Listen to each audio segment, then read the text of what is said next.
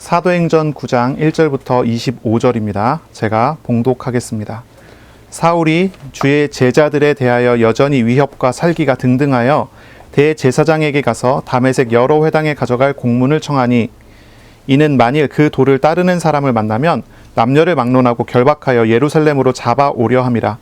사울이 길을 가다가 다메섹에 가까이 이르더니 호련히 하늘로부터 빛이 그를 둘러 비추는지라. 땅에 엎드러져 들음에 소리가 있어 이르시되, 사울아 사울아 내가 어찌하여 나를 박해하느냐 하시거늘, 대답하되 주여 누구시니이까? 이르시되 나는 내가 박해하는 예수라. 너는 일어나 시내로 들어가라. 내가 행할 것을 내게 이를 자가 있느니라 하시니, 같이 가던 사람들은 소리만 듣고 아무도 보지 못하여 말을 못하고 서 있더라. 사울이 땅에서 일어나 눈은 떴으나 아무것도 보지 못하고 사람의 손에 끌려 다메섹으로 들어가서 사흘 동안 보지 못하고 먹지도 마시지도 아니하니라. 그때에 다메섹에 아나니아라 하는 제자가 있더니 주께서 환상 중에 불러 이르시되, 아나니아야 하시거늘, 대답하되 주여 내가 여기 있나이다 하니, 주께서 이르시되 일어나 직가라 하는 거리로 가서 유다의 집에서 다소 사람 사울이라 하는 사람을 찾으라. 그가 기도하는 중이니라. 그가 아나니아라 하는 사람이 들어와서 자기에게 안수하여 다시 보게 하는 것을 보았느니라 하시거늘, 아나니아가 대답하되 주여 이 사람에 대하여 내가 여러 사람에게 듣사온즉 그가 예루살렘에서 주의 성도에게 적지 않은 해를 끼쳤다 하더니, 여기서도 주의 이름을 부르는 모든 사람을 결박할 권한을 대제사장들에게서 받았나이다 하거늘, 주께서 이르시되 가라. 이 사람은 내 이름을 이방인과 임금들과 이스라엘 자손들에게 전하기 위하여 택한 나의 그릇이라. 그가 내 이름을 위하여 얼마나 고난을 받아야 할 것을 내가 그에게 보이리라 하시니, 아나니아가 떠나 그 집에 들어가서 그에게 안수하여 이르되, 형제 사울아, 주 곧 내가 오는 길에서 나타나셨던 예수께서 나를 보내어 너로 다시 보게 하시고 성령으로 충만하게 하신다 하니, 즉시 사울의 눈에서 비늘 같은 것이 벗어져 다시 보게 된지라. 일어나 세례를 받고 음식을 먹음에 강건하여지니라. 사울이 다메섹에 있는 제자들과 함께 며칠 있을 새 즉시로 각 회당에서 예수가 하나님의 아들이심을 전파하니, 듣는 사람이 다 놀라 말하되, 이 사람이 예루살렘에서 이 이름을 부르는 사람을 멸하려던 자가 아니냐. 여기 온 것도 그들을 결박하여 대제사장들에게 끌어 가고자 함이 아니냐 하더라. 사울은 힘을 더 얻어 예수를 그리스도라 증언하여 다메섹에 사는 유대인들을 당혹하게 하니라. 여러 날이 지남에 유대인들이 사울 죽이기를 공모하더니 그 계교가 사울에게 알려지니라. 그들이 그를 죽이려고 밤낮으로 성문까지 지키거늘, 그의 제자들이 밤에 사울을 광주리에 담아 성벽에서 달아 내리니라.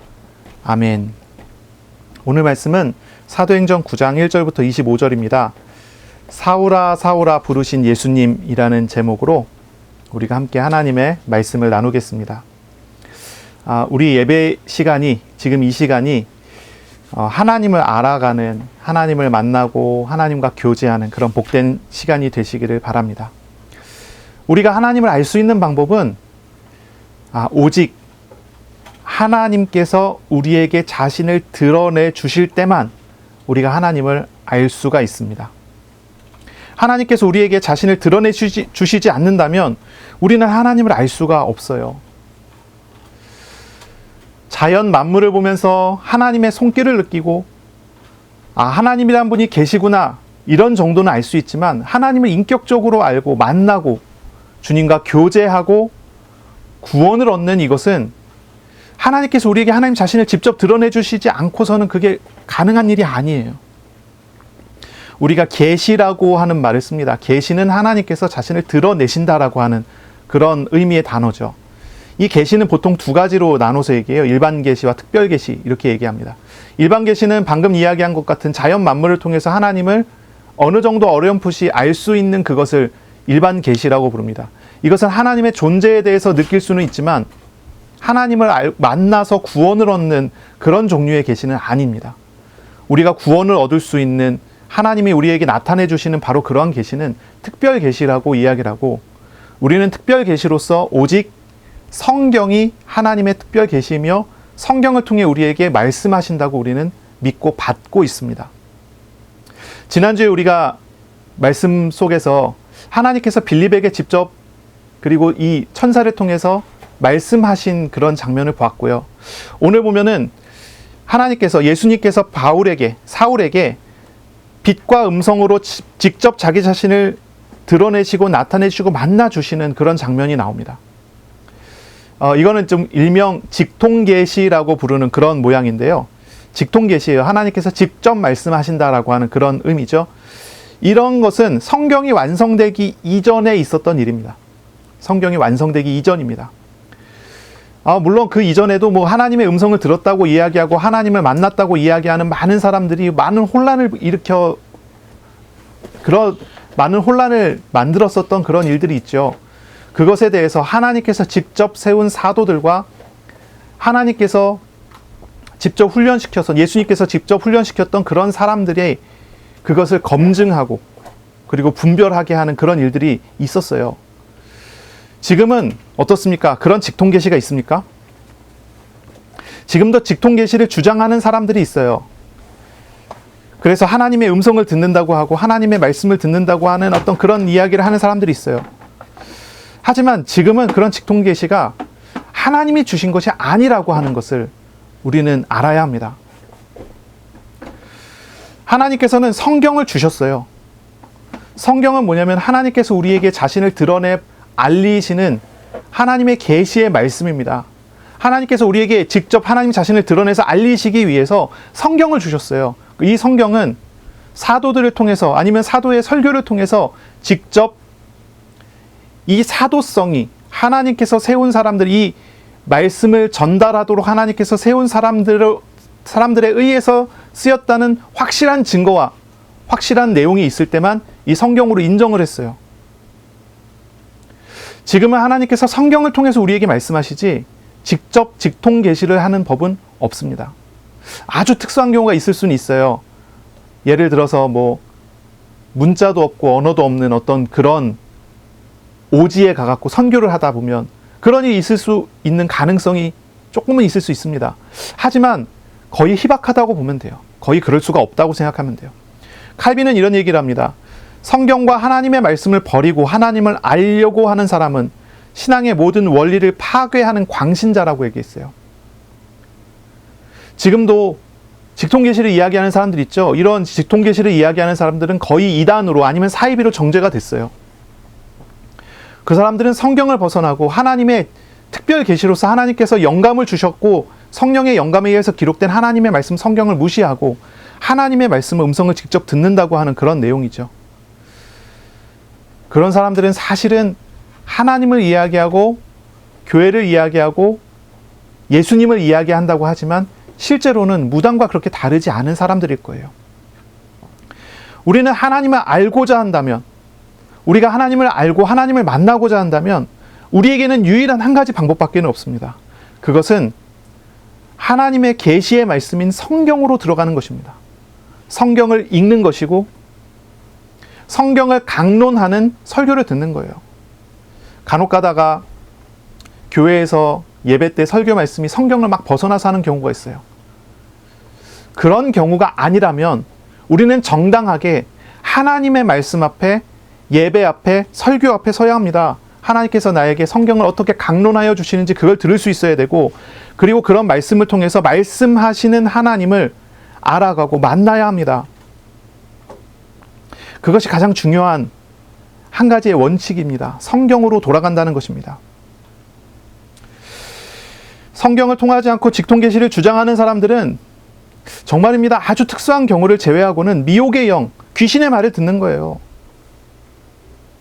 교회사를 찾아보면 역사적으로 직통계시를 주장하는 이단은 어느 시대나 있어 왔습니다. 계속 있어 왔어요.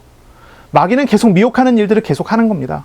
초대교회에 아주 유명한 몬타누스라는 이단이 있습니다. 거기도 직통계시를 주장했어요. 그때로부터 시작해서 지금까지 이 이단은 계속 있고 계속 진행되어 가고 있고요. 단 한 번도 직통계시를 주장하는 사람이 정통이었던 적은 없습니다.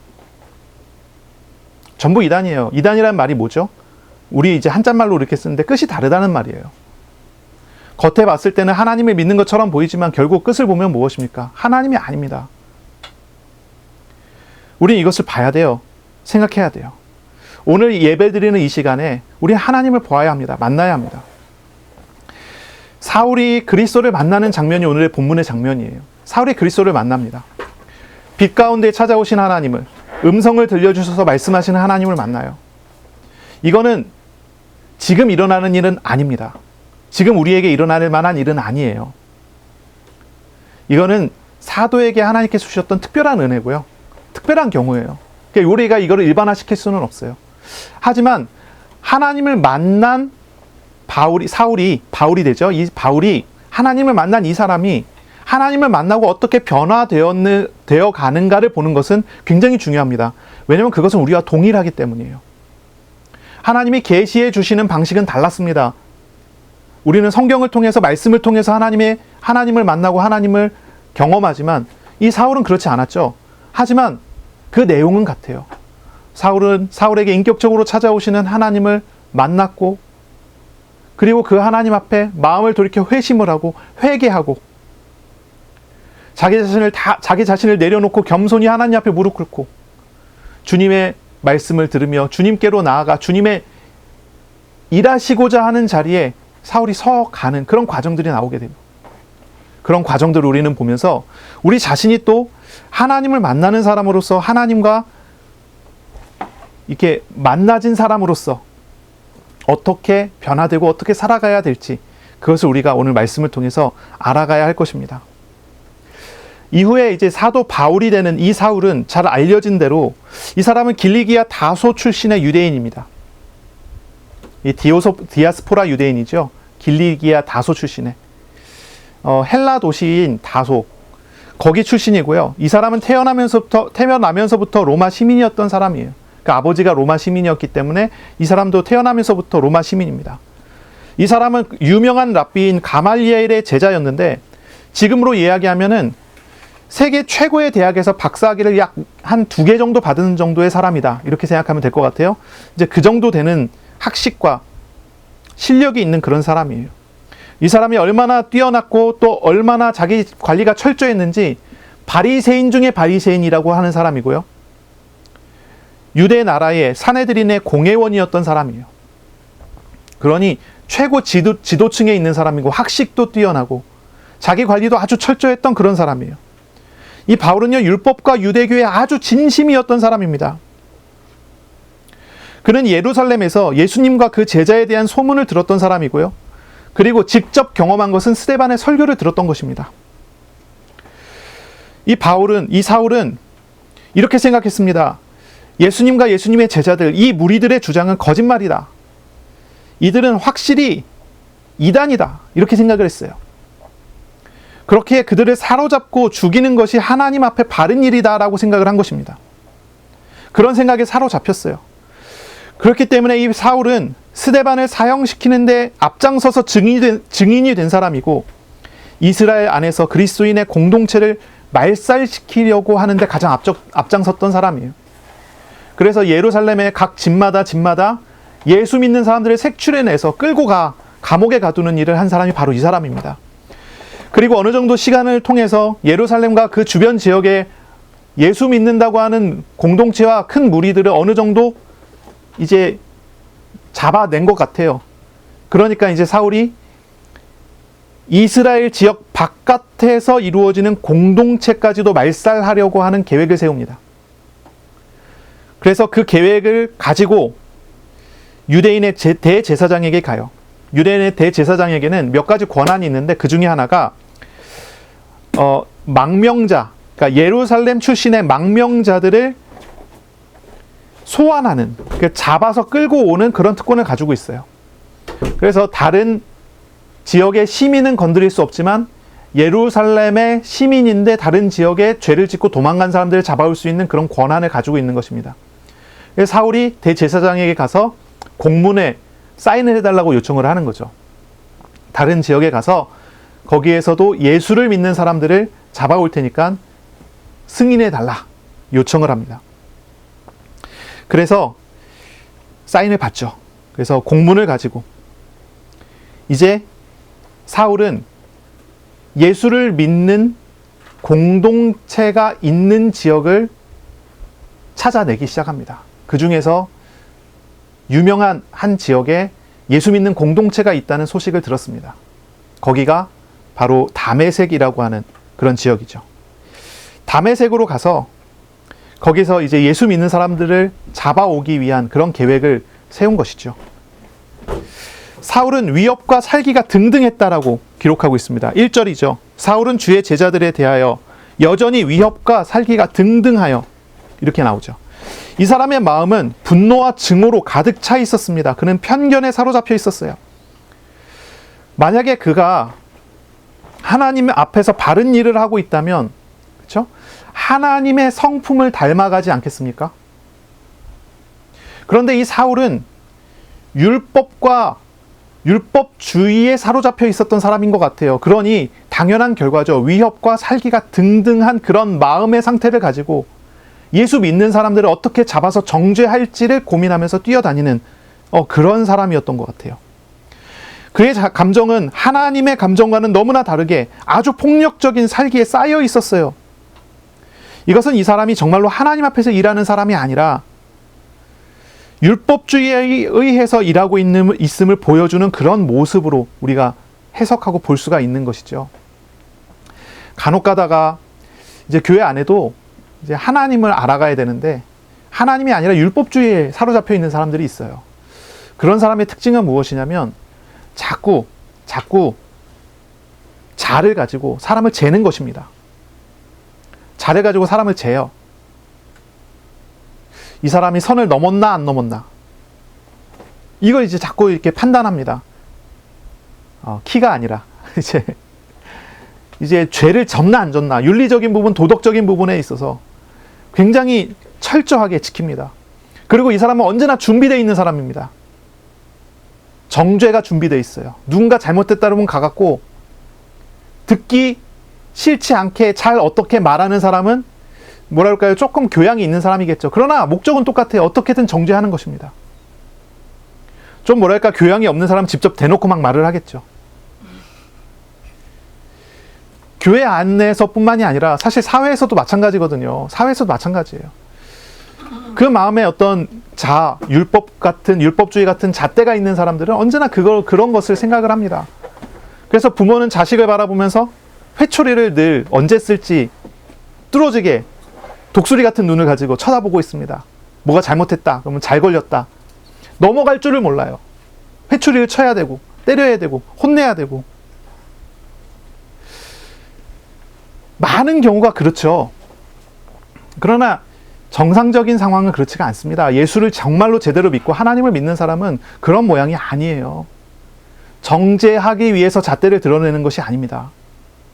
주님께서도 우리를 정죄하시지 않고 십자가에 오히려 짊어지고 가셨는데 사랑과 온유와 인내함으로 대해 주겠지요.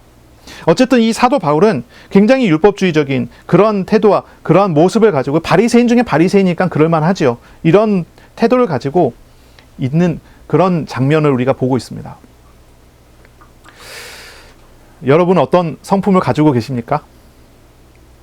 지금 현재 우리의 성품은 어떤 모습입니까? 우리 성품을 생각하면 그 사람의 습관에서 성품이 나온다고 그러죠. 그 습관은 행동에서 나오고요. 그 행동은 생각에서 나옵니다. 어떤 생각을 가지고 어떤 성품으로 가느냐, 이런 부분들이 이제 나오는 거죠. 그래서 우리가 어떤 생각을 하느냐에서부터 시작해갖고 그 사람의 삶이 이제 결정된다고 이렇게 이야기를 많이 하는 거예요. 우리의 성품은 어떤 습관적인 생각의 반영입니까? 온유하신 우리 주 예수 그리스도를 만나고 교제하고 동행할 때 우리는 주님의 성품을 닮아가게 됩니다. 주님을 생각하게 될 때, 주님을 따라 행동하게 되고, 그것이 반복되면 그것이 습관이 되고 그것이 그 사람의 성품이 되어지는 거죠. 주님의 성품을 닮아가시기를 바랍니다. 오늘도 우리가 예배를 드리면서 하나님을 알아가고 하나님의 생각이 나의 생각되고 하나님의 마음이 나의 마음이 되는 그런 복된 시간이 되시기를 바랍니다. 위협과 살기가 아니라 사랑과 온유함과 인내함을 얻어가는 시간이 되시기를 바랍니다. 이 사울은 예수 그리스도를 따르는 사람을 잡아갈 수 있는 공문을 가지고 다메섹을 향했어요. 다메섹은 시리아의 수도입니다. 시리아의 수도예요. 예루살렘으로부터 240km 정도 가야 되는 곳이에요. 글쎄요, 한 일주일 정도 가야 되는 길일까요? 이 다메섹은 아주 고대로부터 도시가 있었던 지역이 이 다메섹입니다. 많은 수의 유대인들이 살고 있고 여러 회당이 한두 개가 아니에요. 여러 개의 회당이 있는 그런 지역이에요. 이 사울이 다메섹으로 가는 이유는 다메섹에 그리스도의 교회가 세워졌고 예수 그리스도의 공동체가 활동하고 있다는 이야기를 들었기 때문이에요. 그리고 거기에서 잡아야 하는 사람의 명단도 가지고 있습니다. 제일 앞에 나와 있는 명단의 첫 번째 이름은 아마 아나니아일 것입니다. 사울은 다메섹을 향해 가면서 그리스도의 공동체를 파괴할 생각, 남녀를 막론하고 그리스도를 따르는 사람들을 잡아갈 생각으로 가득했을 거예요.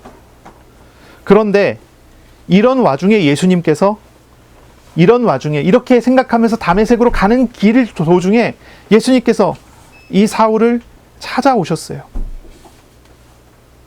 예수님은 사울이 확실히 인지할 수 있는 신적인 현현의 모습으로, 사울이 확실히 인지할 수 있는 그런 모습으로 사울에게 찾아오셨어요.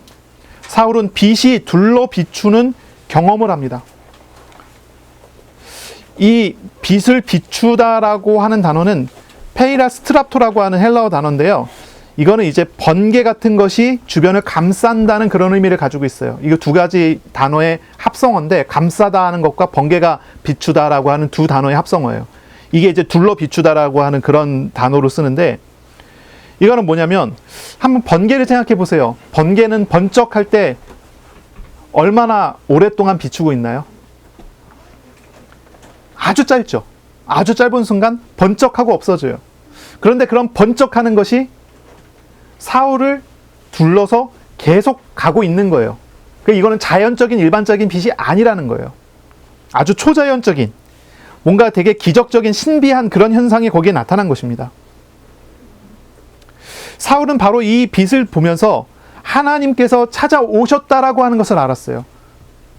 구약에서 있었던 여러 가지 하나님이 찾아오셨던 사건들을 사울은 잘 알고 있었기 때문에, 이것은 하나님의 찾아오심이다라고 알았던 것이죠.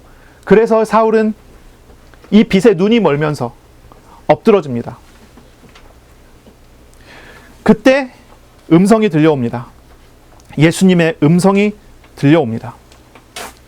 사울은 하나님의 찾아오심을 깨닫고 예수님의 음성을 듣고 그 분노와 그 증오와 그 편견이 다 녹아내리기 시작을 합니다.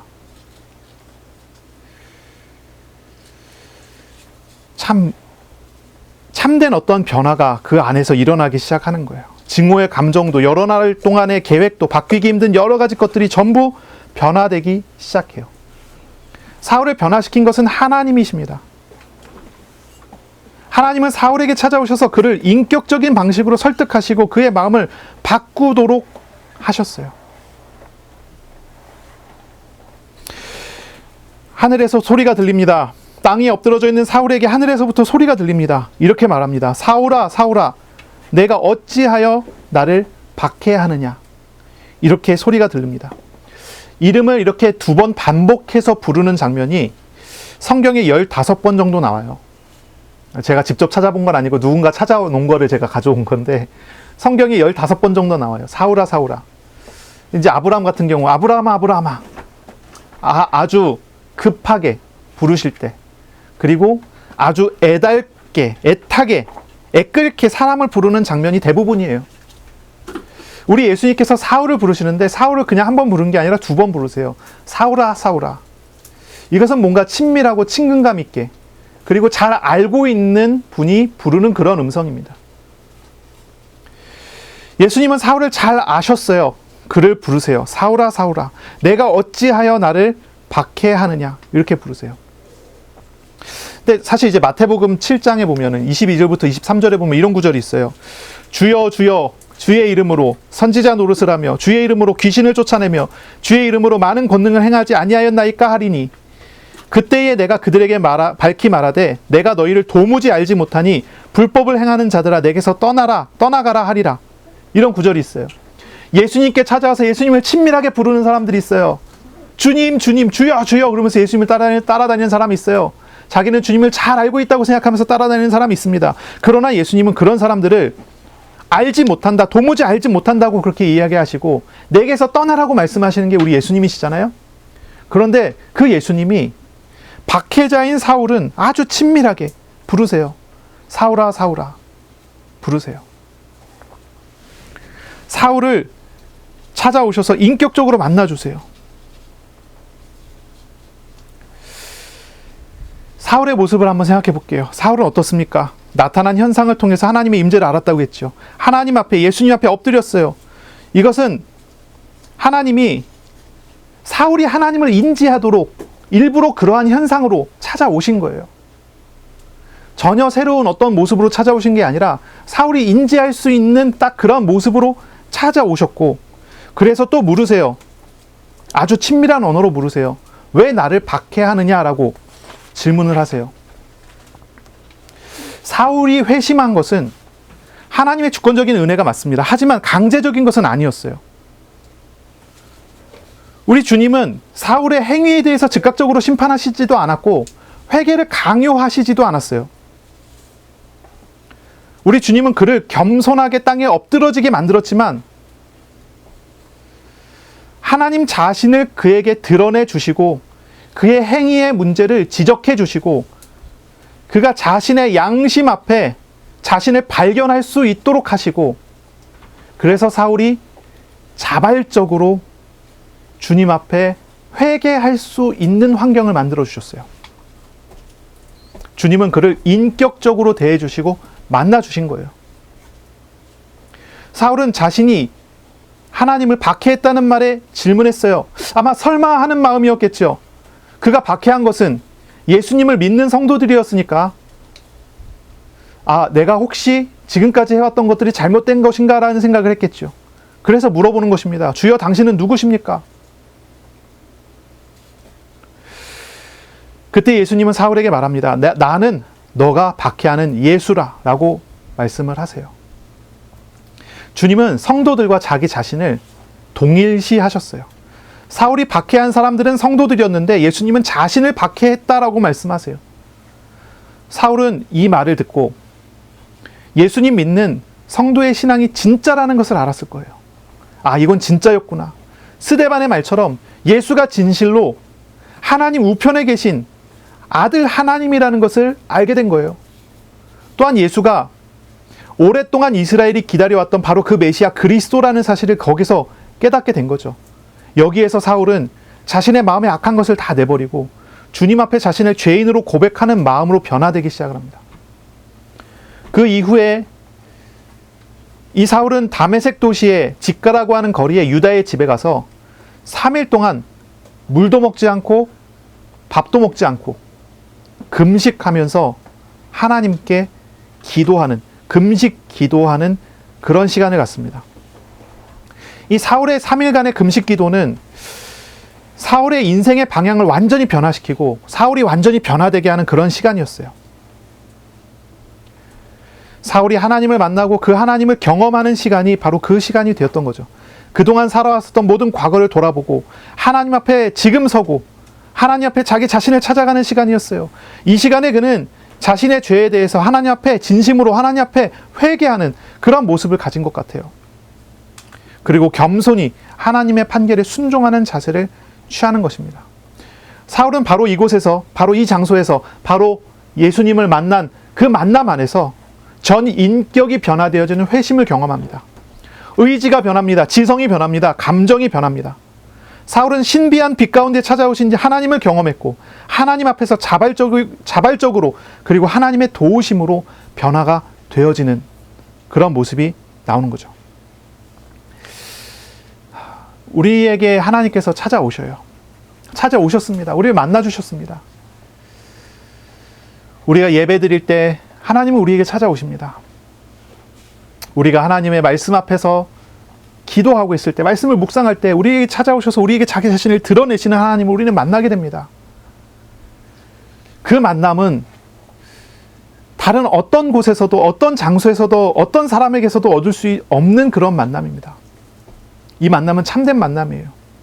창조주 하나님을, 세상을 통치하시는 통치자 하나님을 나를 위해 고난을 당하셔서 나를 짊어지시는 구속주, 중보자이신 우리 하나님을 만나는 시간입니다.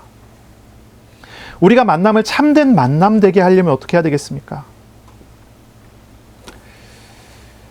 인격적으로 우리를 만나주시는 하나님 앞에 서야 합니다. 우리의 삶의 참된 변화는 다른 데 있지 않습니다.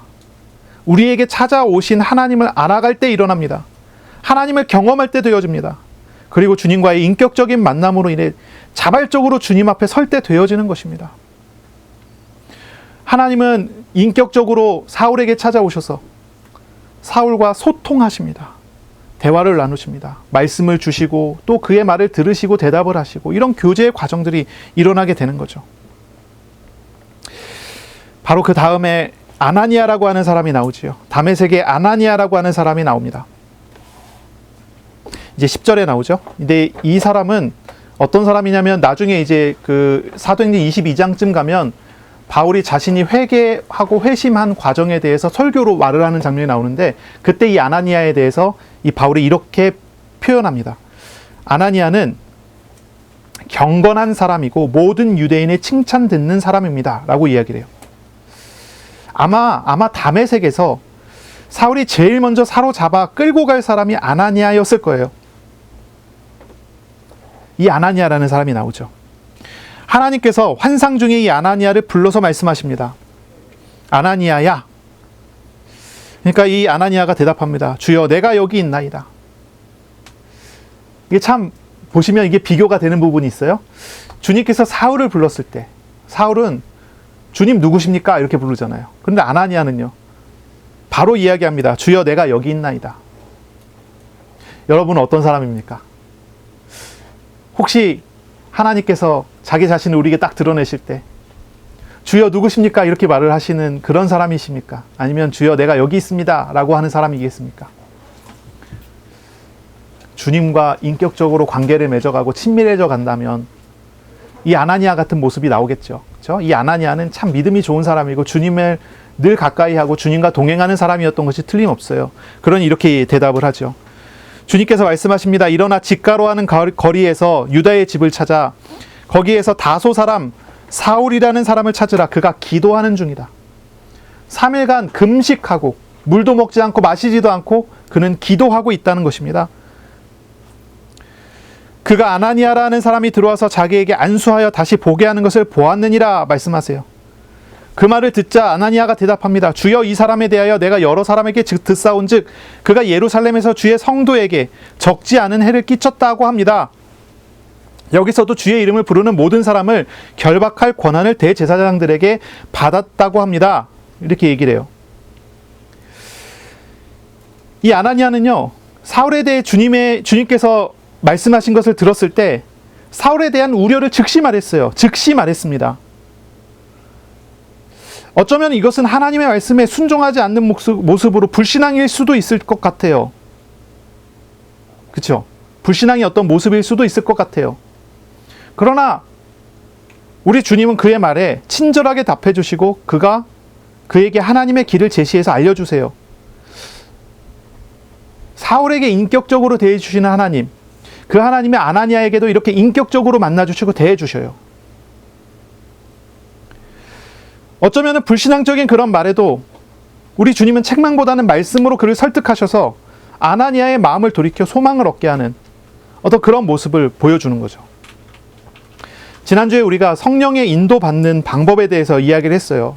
성령님의 인도하시면 어떻게 받습니까? 첫째는 말씀을 따라가야 된다고 그랬죠. 말씀을 묵상하고 하나님께서 무엇이라 말씀하시는지, 하나님께서 나에게 어떠한 방향을 보여주시는지를 봐야 하는 것입니다. 말씀하시는 하나님께서 나에게 어떤 것을 가르쳐 주시면 그것을 따라가는 것이 성령 인도받는 거라고 그랬죠. 가라 그러면 가고 멈추라 그러면 멈추는 것이 성령 인도받는 것입니다. 말씀에 순종하는 것이 성령의 인도를 받는 것입니다. 그런데 나에게 확신이 오지 않고 내가 그것이 진짜로 하나님의 말씀인지 확인되지 않는다면 어떻게 해야 됩니까? 어떻게 해야 된다고 그랬죠? 그것이 확신이 될 때까지 하나님께 물어보라 그랬죠. 그러면 하나님께서 친절하게 가르쳐 주시고 알려주시고 하나님의 뜻이 무엇인지 확인하게 하시고 그리고 그것을 따라갈 수 있도록 인도하시는 거예요. 아나니아의 모습이 그래요. 하나님께 물어봐요. 자기가 이해가 되지 않은 거예요. 어쩌면 불신앙적인 모습이지만 어쩌면 이게 진짜 믿음의 모습이에요. 하나님께 물어봐요. 확신이 없고 믿음이 없으면 물어봐야 되는 거예요. 확신 없어서 믿음 없어서 자기 스스로 결정하는 것은 믿음이 없는 모습이에요. 그런데 자기에게 확신이 없고 의심이 든다면 하나님께 질문하는 거예요. 하나님께 물어보고 하나님으로부터 대답을 듣는 것입니다. 이게 믿음의 모습이에요.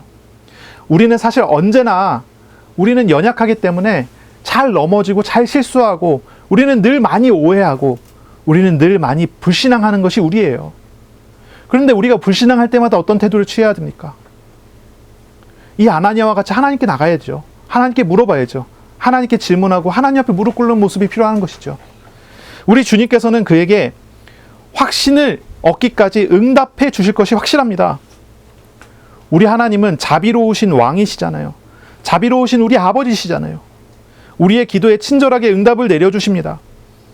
성령의 인도받는 믿음은 가라 하면 가고 오라 하면 오는 그런 믿음을 배우는 것이 성령의 인도받는 그런 믿음이죠. 그래서 주님께서 가라고 하는 것이 확실한지 오라고 하는 것이 확실한지를 들을 수 있어야 돼요. 그것을 배워가야 합니다. 주님은 아나니아에게 사울을 고쳐서 이방인을 위한 도구로 쓰실 거라고 말씀하세요. 그리고 아나니아는 하나님을 믿었고 그대로 순종해서 죽을지도 모르는 곳이지만 사울을 찾아가요. 그리고 사울을 만나서 안수하고 그가 보게 합니다. 아나니아가 사울을 만나서 처음 한 말은 이 말입니다. 형제 사울아. 이런 말을 했어요. 형제 사울아. 17절에 나오죠. 사울이 회심한 이후에 처음 들은 성도의 말이 형제라는 말이에요. 직전까지 사울은 예수 믿는 사람들을 잡아다가 옥에 가두고 죽이려고 했던 사람이잖아요. 위협과 살기가 등등했던 사람이에요. 그런데 그에게 원수와 같은 박해자에게 형제 사울이라고 하는 말을 해요. 이 아나니아의 마음의 변화가 금방 일어나는 거죠. 성령 인도받는 성도는 이런 사람이에요. 하나님으로부터 듣고 하나님으로부터 배우고 주님의 마음을 따라가고 원수와 같은 사람인데도 원수와 같이 생각하지 않습니다. 이 바울은 위협과 살기가 등등한 사람이었는데 사실 어쩌면 사울을 향해서 위협과 살기가 등등해야 되는 것들이 박해를 받던 사람들 아닐까요? 원래 주는 대로 받는 것 아니겠습니까? 그런데 예수 믿는 사람들은 그렇지 않아요. 잡아가면 잡힘을 당하고 죽이면 죽임을 당하고 스데반은 기도합니다. 저들을 용서해달라고 기도합니다. 예수님은 그렇게 기도하셨죠. 스데반도 그렇게 기도합니다. 많은 성도들이 그렇게 기도했습니다. 사실 예루살렘에도 많은 무리가 있었는데 대항해서 싸웠으면 이겼을지도 모르는데 그렇지 않습니다. 폭력에 폭력으로 대하지 않습니다. 사랑으로 대합니다. 나에게 나쁜 짓을 했는데 그것에 대해서 똑같이 갚아주지 않습니다. 주님으로부터 배운 마음으로 주님으로부터 배운 은혜로 그들에게 오히려 베풀어주고 사랑해줍니다. 원수와 같은 사람을 형제라고 부릅니다. 이스라엘의 이제 그리스도의 교회의 공동체의 일원으로 이 사울을 즉시 받아들입니다. 이것이 하나님의 은혜죠. 하나님을 믿기 때문에 하나님께서 함께 하시기에 하나님께서 우리의 마음을 도우시기에 우리는 용서할 수도 있고 우리는 그들과 함께 할 수도 있는 것입니다. 아나니아가 사울에게 안수했을 때 눈에서 비늘 같은 것이 벗어져 다시 보게 되었다고 합니다.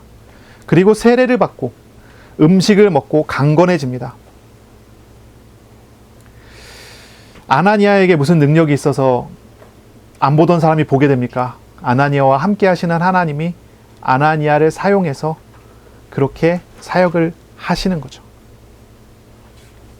그리스도의 권위와 능력이 함께하는 사람으로 이 아나니아라는 사람이 이렇게 나오는 거죠. 빌립이 가는 곳마다 하나님의 말씀을 전하고 가는 곳마다 하나님의 권능이 나타나서 표적과 기사가 나타났다고 하잖아요. 그렇죠? 성령의 인도하심을 받는 사람에게 당연한 권능과 역사가 이 아나니아에게도 나타나는 거죠. 자, 사울은 즉시 변화가 됐습니다. 회당에 갑니다. 가서 예수가 하나님의 아들임을 증거했습니다. 그리고 더 힘을 얻어 예수님을 그리스도라고 선포합니다. 이 사울의 선포는 베드로의 신앙 고백과 동일한 것이죠. 베드로가 이렇게 고백했습니다. 가이사라 빌립보에서 마태복음 16장 16절이죠. 주는 그리스도시요 살아계신 하나님의 아들이시니이다라고 고백했어요. 사울은 예수님을 하나님의 아들이라 고백하고 또 예수님을 그리스도라고 고백합니다. 과거에는 저주받을 나무에 달린 사람으로 생각했었던 예수님을 이제는 그리스도로 고백합니다. 예수님을 죄인을 찾아와 죄짐을 짊어지시고 구원하시는 참 그리스도로 고백한 것입니다. 그러나 그는 이 일로 이 며칠로 충분하지는 않았어요. 이 3일간 주님과 함께하는 시간을 통해서 예수님을 하나님의 아들로 그리스도로 고백하는 사람이 됐는데 이것만으로는 충분하지 않았어요. 그래서 이 사람은 이제 갈라디아 1장에 보니까 3년간 아라비아에서 다메섹으로 이어지는 과정이 있었다라고 고백을 합니다. 이 아라비아는 다메섹에 붙어 있는 지역이에요. 그래서 아라비아에서 다메섹, 그러면 다메섹 문 열고 나가면 북부 아라비아거든요. 그 아라비아에서 다메섹까지 이르는 과정이 있었다는 거예요. 그래서 보통은 이렇게 생각을 하는 것 같아요. 23절 앞에 보면 여러 날이 지나매라는 말이 나오죠. 여러 날이 지나매. 이 여러 날이 약 3년쯤 된 것으로 생각을 하는 경우가 있어요. 만약에 이것이 아니라면 이제 광주리를 타고 성벽에서 달아내리고 그 밖으로 도망가고 난 다음에 3년이 있었을 것이다. 이 둘 중에 하나로 생각하는데 보통 앞에 쪽에서 그러니까 이제 다메섹에 있으면서 한 3년간 아라비아에서 이 다메섹으로 있는 기간을 3년으로 이렇게 생각을 하죠. 우리가 복음을 듣고 나면 그렇지 않습니까? 복음을 듣고 큰 충격을 받으면 갑작스러운 변화가 일어나요. 예수 믿고 사람이 갑자기 변합니다. 그리고 난 다음에 어떻게 되죠? 시간이 지나면 서서히 다시 옛날로 돌아가죠. 그런 경우를 많이 보지 않습니까? 예수 믿고 내 생각과 내 마음과 내 의지가 변화되어지는 어떤 체험을 하고 아, 이게 진짜 복음이구나, 이게 진짜 믿음이구나, 이게 진짜 하나님이시구나 라고 깨닫고 난 여기에 헌신할게요 해놓고서 다시 옛 습관, 옛 삶, 그런 삶으로 다시 돌아가서 살아요. 그것은 큰 충격을 받은 것이지 진짜 변화가, 그의 삶의 변화가 일어난 것은 아니라는 거예요. 생각은 변화됐지만 삶이 변화되지 않아요. 그동안 그 사람이 살아왔었던 삶이 있고 생활이 있고 습관이 있잖아요. 그거 변화되지 않아요. 그거는 이제 변화되어 가는 과정이 필요한 거죠. 그것은 훈련을 통해서 되어야 합니다. 예수님께서 제자를 처음에 부르셨을 때, 베드로를 부르셨을 때 베드로는 예수님을 만나고 예수님이 하나님이심을 알고 베드로는 굉장히 큰 충격과 변화를 일어났어요. 자기가 평생 살아왔었던 직업을 다 버렸어요. 어부를 내려놨어요. 배와 그물을 다 버려두고 예수님을 따라가게 됐어요. 이게 베드로의 모습이에요. 그렇지만 베드로의 3년의 예수님과 함께하는 생활을 한번 생각해 보세요. 큰 충격은 받았지만 그가 살아왔었던 모든 습관과 배경들은 그대로 남아있어요. 주님을 따라갔지만 주님을 진정으로 믿기보다는 자기 자신을 더 많이 믿어요. 자신을 더 의지하죠. 더 그렇게 하는 생활들이 있었어요. 바로 그런 것들이 예수님과 함께하는 훈련을 통해서 변화되어 가는 거예요. 예수님은 제자를 부르시고 3년간 훈련시켰어요. 이 바울도 이렇게 회심하고 난 다음에 약 3년이라고 하는 시간 동안의 과정이 필요했고 그런 과정을 겪어갔어요. 사실 우리도 마찬가지 아니겠습니까? 우리가 복음을 깨닫고 지식으로는 알겠지만 우리의 사상도, 우리의 생각도, 우리의 생활도, 우리의 습관도 변화되어 가야 되는데 그것이 시간이 필요한 거예요. 그래서 우리는 훈련을 해야 되는 것입니다. 그래서 우리는 도전을 하는 것이고 그래서 우리가 소그룹을 하고 여러 가지 것을 통해서 주님을 더 알아가고 더 알아가는 시간들을 만들어 가는 것입니다. 살아계신 우리 하나님을 마음에 동행하심을 믿는 삶이 우리의 현재 속에 누려지도록 훈련해야 합니다. 주님을 알아가는 그 삶을 나의 삶에 훈련하여 내가 그렇게 살아갈 수 있어야 돼요.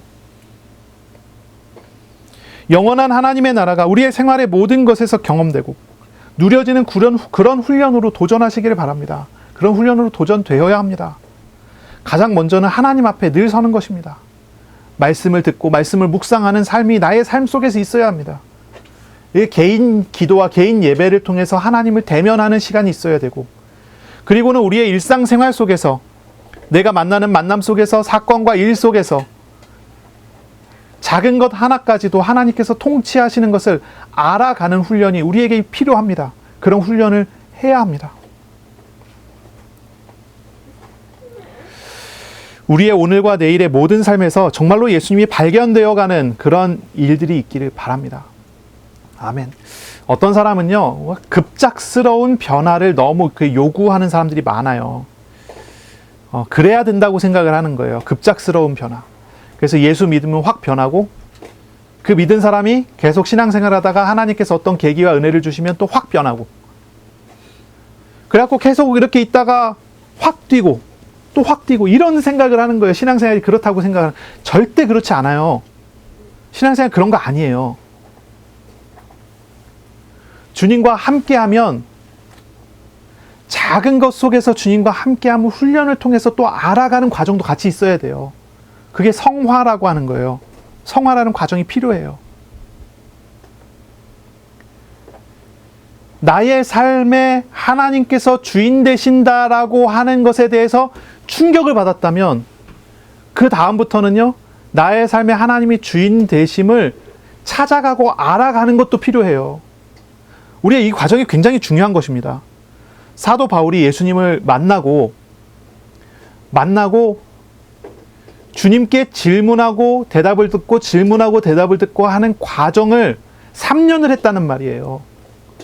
주님을 알아가는 과정, 경험해가는 과정, 자신에게 있는 어떠한 일들에 하나님의 주권을 인정하고 찾아가는 과정이 필요했다고요. 사도 바울은 치열하게 주님과 동행하는 삶을 살잖아요.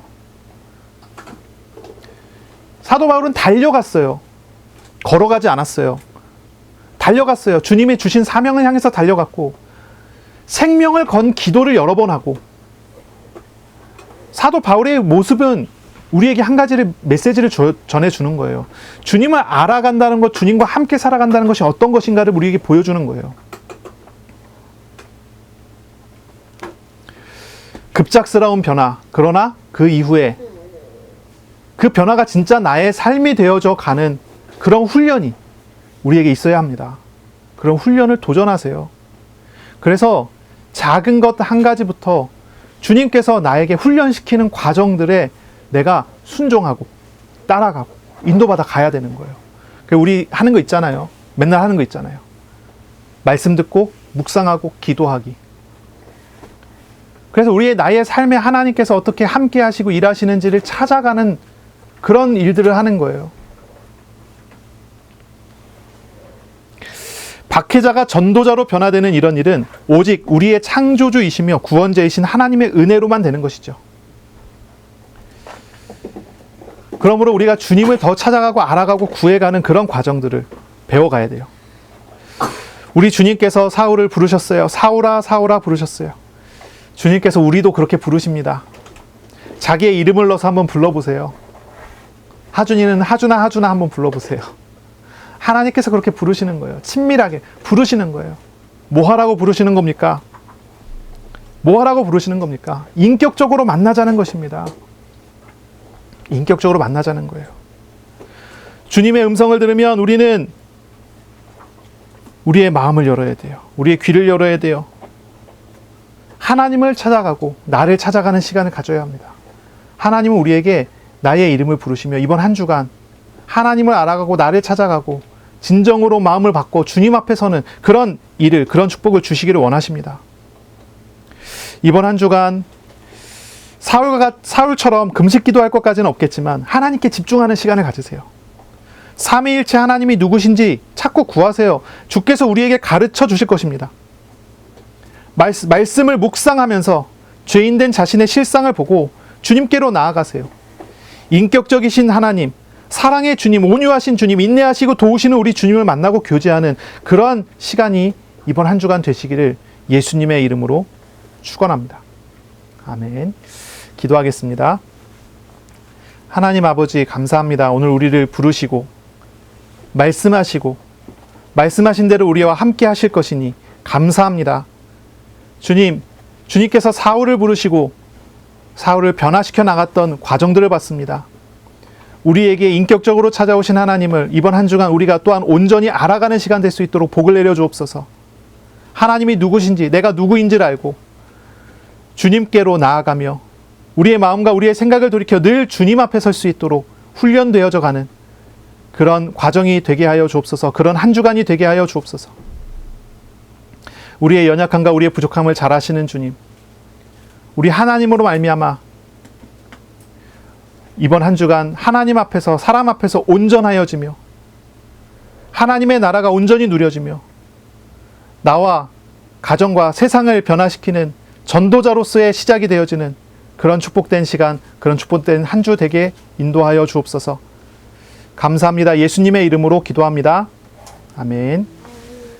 우리 구주 예수 그리스도의 은혜와 하나님의 사랑하심과 성령의 교통하심이 이제로 영원까지 항상 함께 있을지어다. 아멘.